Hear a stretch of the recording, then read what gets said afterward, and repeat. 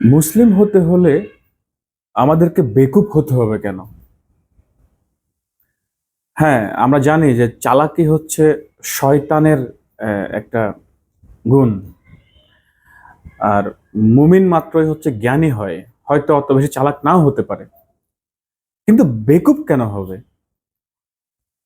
মুসলিমদের ইতিহাস, ইসলামের ইতিহাস তো হচ্ছে জগতের শ্রেষ্ঠ পলিটিশিয়ান, সমরবিদ, যোদ্ধা। এই ইতিহাসটা হচ্ছে মুসলিমদের ইতিহাস। সেই জায়গায় আমরা এতটা ইমোশনাল ফুল কেন? কি প্রসঙ্গে কথাটা বলছি? যখন আমরা দেখি যে চুল দাড়ি খুব লম্বা লম্বা, কথার মধ্যে ইনশাল্লাহ, মাশাল্লাহ, আলহামদুলিল্লাহ, আবার কতগুলো অ্যারাবিক টার্ম ইউজ করে, হয় যেমন আমরা বলি না যে আমরা একটু ডিসকাস করে নিই, আমরা একটু পরামর্শ করে নিই, না ওনারা বলবে মাসোহারা করে নিই। তো এই শব্দগুলো পিক করা হয়।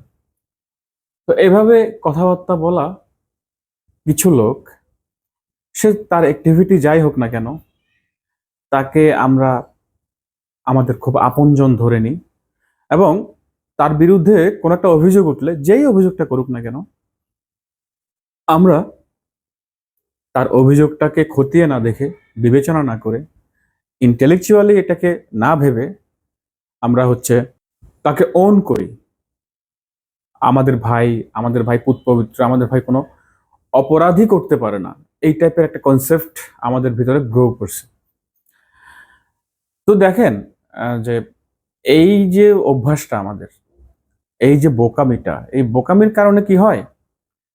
বড় বড় শায়ক, নামের শেষে আহ, শুরুতে শায়ক, পিছনে হাফি, এরকম বড় বড় শায়ক প্রথমে খুবই জ্বালাময়ী একটা পোস্ট করবেন, পরে যখন সত্য রিভিলড হবে তখন আবার উনি ওই পোস্টটা ডিলিট করে দিবেন, ওনার অবস্থান ব্যাখ্যা করবেন না, উনি ক্ষমাও চাইবেন না কারো কাছে।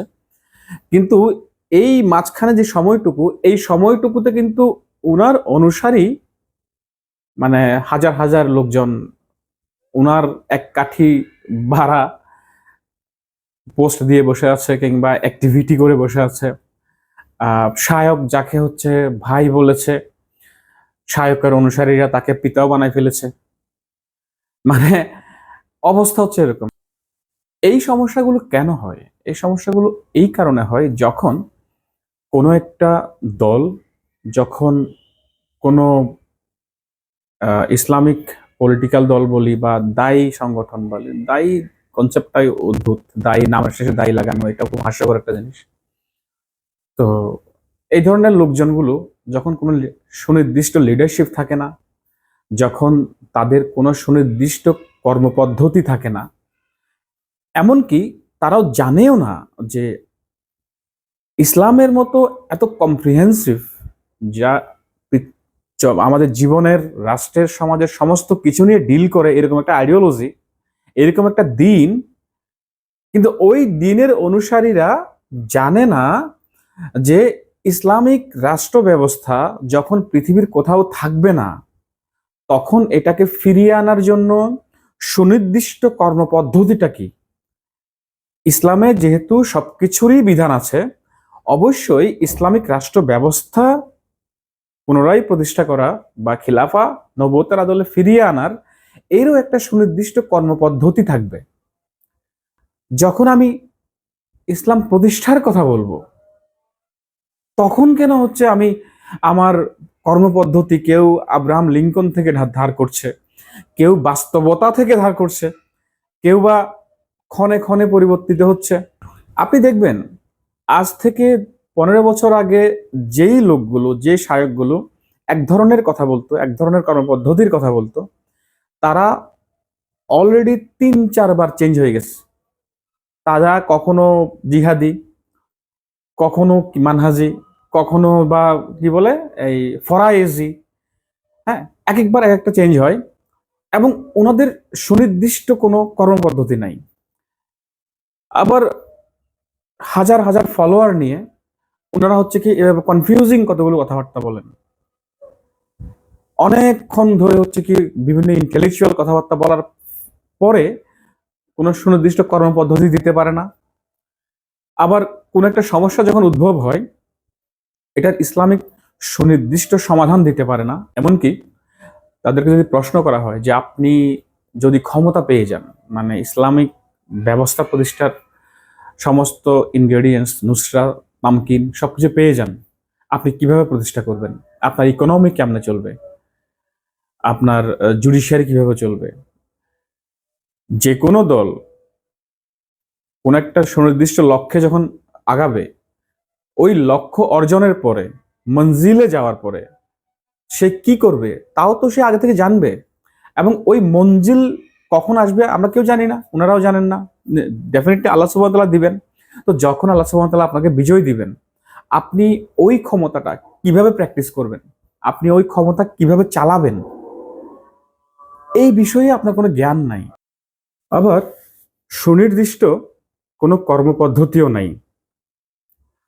তাহলে আপনারা কি করেন? আপনারা হচ্ছে নর্মালি দাওয়া করেন, মানুষকে ইসলামের আহ, মহত্ব আপনারা বুঝান, আপনারা দিনের রাস্তায় আসার জন্য মানুষজনকে হচ্ছে কল করেন, যেটা অ্যাজ ইউজুয়াল সবাই করে, সব ধরনের ইসলামিক দলও করে। তো যখন আপনাদের স্মার্টনেস, আপনাদের বক্তব্য শুনে সবাই যায়, আপনার দাওয়াত কবুল করে এবং আপনার দলে যোগ দেয়, এবার ওই মানুষগুলোকে নিয়ে আপনার পরবর্তী পদ্ধতি, কর্মসূচি কি আপনি এ ব্যাপারে জানেন না। হয়তো ঘুরে ফিরে ওই ওনাদেরকে নিয়ে একই কাজই করেন। ওনারাও আপনাদের সাথে হয়তো সভা সেমিনার করে কিংবা হচ্ছে কথাবার্তা বলে, কিন্তু যে রাষ্ট্রে আপনারা পরিবর্তন আনতে চাচ্ছেন, যে রাষ্ট্র ব্যবস্থা পরিবর্তন করতে চাচ্ছেন, ওইটা পরিবর্তন করে কি প্রতিষ্ঠা করবেন এই বিষয়ে আপনাদের সুনির্দিষ্ট কোনো জ্ঞান নেই। আপনারা বলবেন যে হ্যাঁ আমরা আস্তে আস্তে আগাবো। সেই আপনারাই কিন্তু প্রথমে ওই যে গ্রাজুয়ালিস্ট যারা, আই মিন গণতন্ত্রকে যারা পুঁজি করে, তাদের বিরোধিতা করেন। হ্যাঁ, এটা যে কোনো ইসলামিক হিত এটা বিরোধিতা করবে, কারণ গণতন্ত্র আলাদা একটা দিন। কিন্তু যখন আপনাদেরকে ক্ষমতা দেয়া হয়, তখন আপনারা বলেন যে না, আমরা তারপর ক্ষমতা পাওয়ার পরেও আমরা প্রথমে একটা ন্যাশনালিস্টিক রাষ্ট্র, একটা নেশন স্টেট আমরা করব, আস্তে আস্তে গিয়ে হচ্ছে কি আমরা ইসলামিক পরিপূর্ণ রাষ্ট্র তথা খিলাফার দিকে যাব। এই কনসেপ্টটা যে ভুল, এটা যে শরিয়া অনুমোদিত না, এই ব্যাপারেও আপনাদের কোনো আইডিয়া নেই, বা থাকলেও আপনারা স্বীকার করেন না। কিংবা হচ্ছে কি ওই একবার শুরু করেছেন, ওই শুরু করার পরে হচ্ছে এখন আর ওখান থেকে ব্যাক করতে পারছেন না, মান সম্মানে লাগবে, মানে আপনাদের ভিতরে একটা অহংকার, একটা ঘামান্ড তৈরি হয়ে গেছে। এই কারণে আপনারা সত্য জানার পরেও সত্যকে নিচ্ছেন না। তো যার ফলে কি হচ্ছে, যার ফলে হচ্ছে আপনাদের কর্মপদ্ধতি বারবার সুইচ করে, বারবার সুইচ করে। আপনারা একটা কর্মপদ্ধতিতে নাই।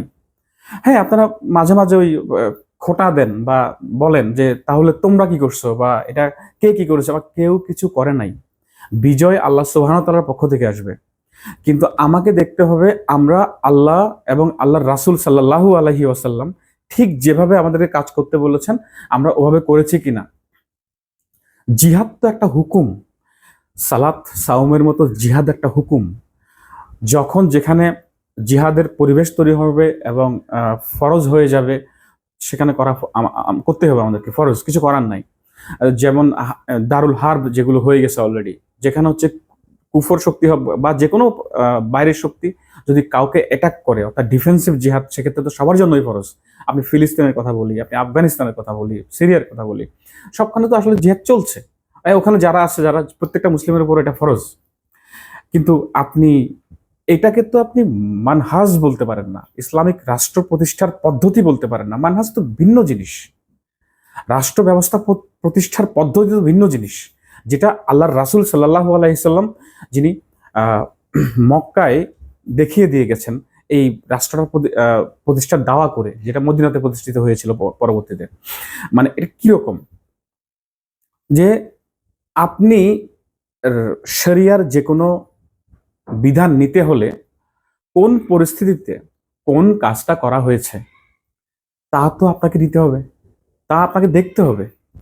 তাহলে পৃথিবীতে কোনো একটা সিঙ্গেল ভূমিতে ছোট্ট একটা রাষ্ট্র যখন তাওহীদের শাসন থাকে না, দ্বীনের শাসন থাকে না, বিধান ইমপ্লিমেন্টেড থাকে না, তখন কিভাবে ফিরিয়ে আনতে হবে, এটাকে এটাকে প্রতিষ্ঠা করতে হবে, সেটা তো শুধুমাত্র রাসূলুল্লাহ সাল্লাল্লাহু আলাইহি ওয়াসাল্লামের জীবনীতেই আছে, আর তো কোথাও নাই। কারণ আপনি ইমাম তাইমিয়ার উদাহরণ দেন অনেকে, যে উনি জিহাদের ফতোয়া দিয়েছিলেন, কিন্তু তখন তো খিলাফত ছিল, মানে খলিফাকে খুন করেছে মঙ্গলরা, কোনো সমস্যা নাই, কিন্তু ব্যবস্থা হিসাবে ইসলামটা কিন্তু ইমপ্লিমেন্টেড ছিল। অন্য কোনো ব্যবস্থা দিয়ে শাসিত হইতো না মুসলিমরা, ইসলাম দিয়ে শাসিত হইতো। হয়তো তখনকার প্রাদেশিক গভর্নর বা ওয়ালিরা তখন দায়িত্ব নিয়ে নিয়েছিলেন খলিফার অবর্তমানে। এবং ওই সময়ের ফতুয়া আপনি এমন সময়ে প্রয়োগ করতে যাচ্ছেন যেই সময়টা হচ্ছে সম্পূর্ণ উল্টা, যে পৃথিবীর কোথাও একটা সিঙ্গেল কান্ট্রিতে ইসলাম প্রতিষ্ঠিত নাই, এখন পুঁজিবাদ দিয়ে সারা পৃথিবী চলছে, এবং এমনকি মুসলিম ভূমিগুলিও। তো সেখানে আপনি ইসলামকে প্রতিষ্ঠা করতে গেলে আপনাকে অবশ্যই এমন একটা উদাহরণ নিয়ে আসতে হবে শরিয়া থেকে, যা বরাবর মিলে, এবং সেটা হচ্ছে আল্লাহ রাসূল সাল্লাল্লাহু আলাইহি ওয়াসাল্লামের মক্কি জীবন। মক্কি জীবনে রাসূলুল্লাহ সাল্লাল্লাহু আলাইহি ওয়াসাল্লাম কখনো কম্প্রোমাইজ করেন নাই, মানে প্রচলিত সিস্টেমের সাথে উনি যান নাই, আবার জিহাদও করেন নাই। এমনকি ঘুমন্ত মিনাবাসীকে আক্রমণের অনুমতি চেয়েছিল, সাহাবারা সবাই মিলে অনুমতি চেয়েছিলেন যে সমস্ত নেতারা মক্কার শুয়ে আছে, অনুমতি দেন আমাদেরকে, কিন্তু আল্লাহ রাসূল সাল্লাল্লাহু আলাইহি সাল্লাম বললেন যে আমি এখনো আদিষ্ট হই নাই, অর্থাৎ এটা শরিয়া না, আল্লাহ আমাকে আদেশ দেন নাই। কিন্তু দেখেন যে মদিনায় ইসলামিক রাষ্ট্র প্রতিষ্ঠার পরে, এরপরে ডিফেন্সিভ অফেন্সিভ জিহাদ সবগুলোই হয়েছে, হ্যাঁ সবই হয়েছে। ওখানে হচ্ছে কি বদর তো অফেন্সিভ জিহাদ ছিল, অথচ কিন্তু এই যে যে 313 জন যুদ্ধ করেছিলেন বদরে, তারা কিন্তু ওই সময় আকাবার দ্বিতীয় বায়তের পরে তারা কিন্তু সবাই ছিলেন ওখানে। তাহলে ওই সময়ে রাসূলুল্লাহ সাল্লাল্লাহু আলাইহি ওয়াসাল্লাম অনুমতি দেন নাই কেন? আপনারা কথায় কথায় আর্মিকে তাকফির করেন। ভাই, আপনারা বলেন যে তারা তাগুতের গোলাম। ভাই, তাগুতের গোলাম কে না? আপনি আমি সবাই তো হচ্ছে কি এই এই কুফরি রাষ্ট্রে আছি। দেখা যাচ্ছে কি আপনার ঘরে আপনার বাবা সরকারি চাকরি করে, হ্যাঁ, কোনো কোনো ভূমি অফিসের কর্মচারী, অ্যাডমিন আছে, অনেকে অনেকে পররাষ্ট্রে আছে, সবাই তো কর্মচারী। তো তাহলে আপনি পুলিশ, আর্মি, এরাও কর্মচারী। রাষ্ট্র ব্যবস্থা যখন হচ্ছে কুফরের নিয়মে চলছে, সবাই কর্মচারী। তো আপনি যদি মুসলিম উম্মার অংশ হন, তারা কেন মুসলিম উম্মার বাইরে? তারাও তো মুসলিম উম্মার অংশ। আপনি একজন সাধারণ মুসলিমকে যেভাবে দাওয়া করবেন, আপনি তো তাদেরকে সেভাবে দাওয়া করবেন। আবার আপনার যখন অসুখ হয়, আপনি যখন অসুস্থ হয়ে পড়েন, আহ, আপনি কি চিকিৎসার জন্য শায়কের কাছে যান, হুজুরের কাছে যান, যে উনি হচ্ছে কি অনেক ইমানদার, উনি উম্মার অংশ, এই ডাক্তার তো কুফরের অংশ, এই সরকারি কর্মচারী সে দুর্নীতিবাজ, তার কাছে আমি যাব না। আমি কি করব? আমি হচ্ছে কি নিজেই একটা মেডিকেল প্রতিষ্ঠা করব, এবং দিনদার কতগুলো ডাক্তার তৈরি করব যারা হচ্ছে কারোর সাথে কম্প্রোমাইজ করবে না, এই ধরনের কিছু করবেন আপনি? তাহলে কোন আক্কেলে, কোন যুক্তিতে আপনারা বলেন যে আপনারা নিজেরা আর্মি তৈরি করবেন, তারপরে গিয়ে হচ্ছে কি বর্তমান যে আর্মি আছে তাদেরকে পরাজিত করবেন, তারপরে গিয়ে আপনারা ইসলাম প্রতিষ্ঠা করবেন? মানে আমার ঘরে দা আছে অলরেডি, ওটা আমি ভোতা করে ফেলবো আগে, হ্যাঁ, তারপরে এবার বাইরের কেউ আক্রমণ করলে যাতে করে হচ্ছে কি আমি মার খাই বসে বসে। প্রত্যেকটা রাষ্ট্রে, প্রত্যেকটা রাষ্ট্রে আপনারা এই কাজগুলো করছেন। দেখা যাচ্ছে কি যেখানে হচ্ছে আপনারা গেছেন, সেখানে হচ্ছে কি ইসলামের দাওয়াটা ক্যারি করা আপনাদের জন্য কঠিন হয়ে গেছে। আপনাদের জন্য সাধারণ মুসলিমরা বিপদে পড়েছে, এবং দাওয়াকে আপনারা কঠিন করে ফেলেছেন একেবারে। মানে ইসলামিক রাষ্ট্র ব্যবস্থা সম্পর্কে আপনাদের বিন্দুমাত্র ধারণা নাই, আপনারা পড়াশোনা ওই লাইনে করেনই নাই। আপনারা 24টা ঘন্টা জাজবাতি কতগুলো ডায়লগ দিবেন, এবং কতগুলো তরুণকে হচ্ছে কি স্বাভাবিক তরুণদের রক্ত গরম থাকে, অত বেশি বুঝেও না। আপনারা দুই একটা জিহাদের আয়াত পড়ালেন, পড়া হচ্ছে তাকে ছেড়ে দিলেন রাস্তায়। এইভাবে শত শত তরুণকে আপনারা বিপদে ফেলেছেন। আবার আমি আপনাদের ইখলাস নিয়ে কোনো প্রশ্ন করব না, আপনারা প্রচন্ড ইখলাস সম্পন্ন, আপনারা ভালো মানুষ, কোনো সন্দেহ নাই। সমস্যা একটাই, যে আপনারা প্রথমত ভুল করেছেন, এবং ভুলের উপর ইস্তেকামাত করেছেন। আপনারা আপনারা ওখান থেকে ভুল থেকে সরে আসেন নাই, বরং আপনাদেরকে যখন সত্য বলা হয়, আপনারা শুধুমাত্র আপনাদের অহংকারের কারণে, যে আমরা এতদিন যা করছি তা যদি ভুল বলে ফেলি, এতগুলো অনুসারী তাদের কি হবে, তারা তো আমাদেরকে হচ্ছে করে ন্যাংটা করে ফেলবে, এই ধরনের একটা মনে হয় ভয় কাজ করে, তাই না? যার ফলে সত্য মেনে নেন না। আর সত্য যারা বলে তাদেরকে আপনারা বিভিন্ন ট্যাগ লাগান, তাদেরকে আপনারা বিভিন্ন ধরনের কটুবাক্য বলেন। তো যাই হোক, মানে এইভাবে যদি চলতে থাকে, এভাবে চলতে থাকলে আলটিমেটলি এই যে ফাতা কমব্যাট গ্রুপের মতো এরকম বহু লোকজন যারা হচ্ছে কি আসলে কুফরের এজেন্ট, তারা ইনফিল্ট্রেট করবে আপনাদের ভিতরে, কারণ আপনারা তো ইমোশনাল ফুল, একজন ইমোশনাল ইডিয়ট। আপনারা এদেরকেই হচ্ছে প্রথমে হচ্ছে আমাদের পবিত্র ভাই হাফি, দাবা, এই সমস্তগুলো বানাবেন। কিছুদিন পরে হচ্ছে কি, যখন হচ্ছে কি আপনাদের অনুসারীরা সবাই তাদেরকে হাফি আর দাবা বলা শুরু করবে, তারপর হঠাৎ করে বলবেন যে না, সে তো হাফি দাবা না, হাই হাই হাই আমরা ভুল করছি, সে তো হাফি দাবা না, সে তো লানাতুল্লাহ আলাই, সুবহানাল্লাহ, আস্তাগফিরুল্লাহ। আল্লাহ আপনাদেরকে হিদায়াত দান করুক, আল্লাহ আপনাদের কমন সেন্স দান করুক, আপনাদের এই ইডিওসির কারণে উম্মার যে সংকট তৈরি হয় ওখান থেকে উম্মাকে রক্ষা করুক, আমিন।